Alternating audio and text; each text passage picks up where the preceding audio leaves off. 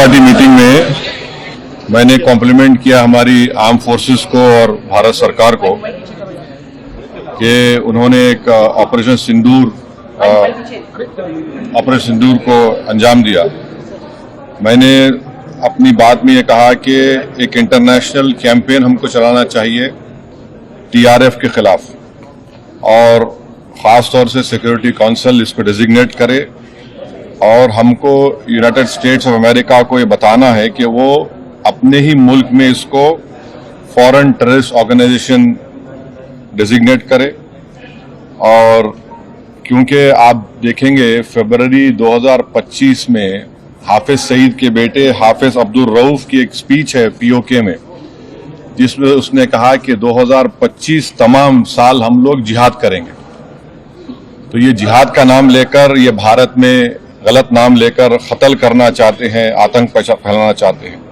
तो यूएस को हम रिक्वेस्ट करें, उनको लॉबी करें कि ये टीआरएफ को एक फॉरेन टेररिस्ट ऑर्गेनाइजेशन बनाए, पाकिस्तान को एफएटीएफ के ग्रे लिस्ट में डाला जाए। यूनाइटेड किंगडम से हमने ट्रेड डील किया है, अब क्या क्या बहुत सी चीजें कम हो जाएंगी, टैरिफ कम होगा। तो हम यूके गवर्नमेंट से कहें कि वो भी टीआरएफ को बैन करें और यूके ट्रेजरी पाकिस्तान को सैंक्शन करे। यूनाइटेड स्टेट्स से हम ट्रेड डील करने जा रहे हैं और यूएस प्रेसिडेंट ने कहा कि 0 टैरिफ होगा एग्रीकल्चर पर। तो ये मोर द रीजन है कि हम यूएस भी इसको कबूल करे।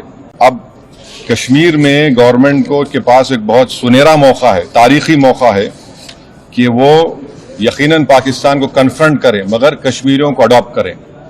आप कश्मीरियों को खरीब करें।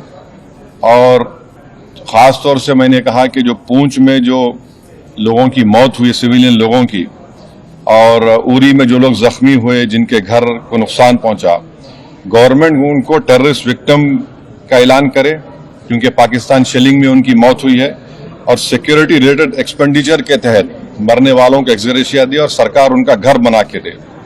और मैंने कहा कि साउथ कश्मीर में गवर्नमेंट को बहुत एहतियात से काम करने की जरूरत है, वहां के यूथ को हमको करीब करना है।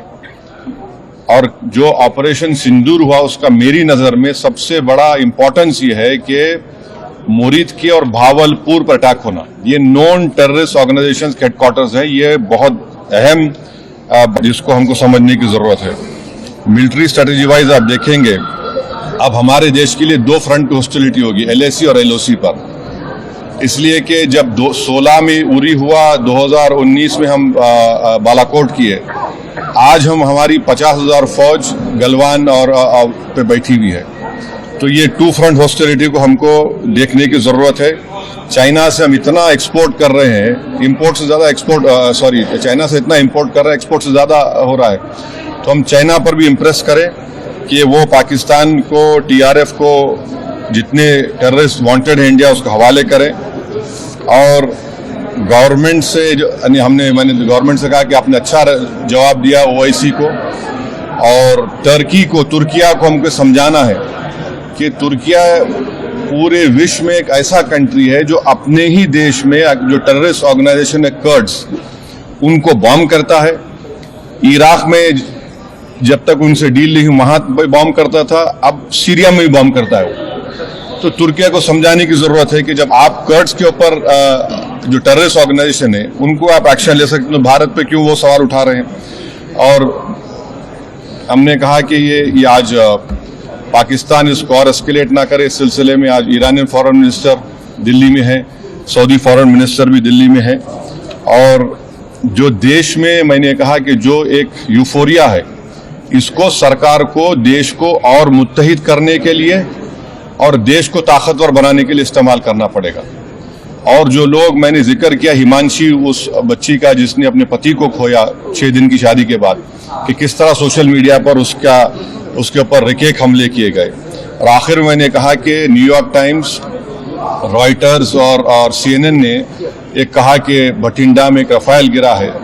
वो सही है गलत है हम नहीं जानते, मगर हमने एक गवर्नमेंट से कहा कम से कम इंडियन एयरफोर्स को आप कहिए कि उसको डिनाई करे, ताकि हमारे आर्म फोर्सेस का मोराल और उनके रेपुटेशन में कोई कमी ना आए। Thank you.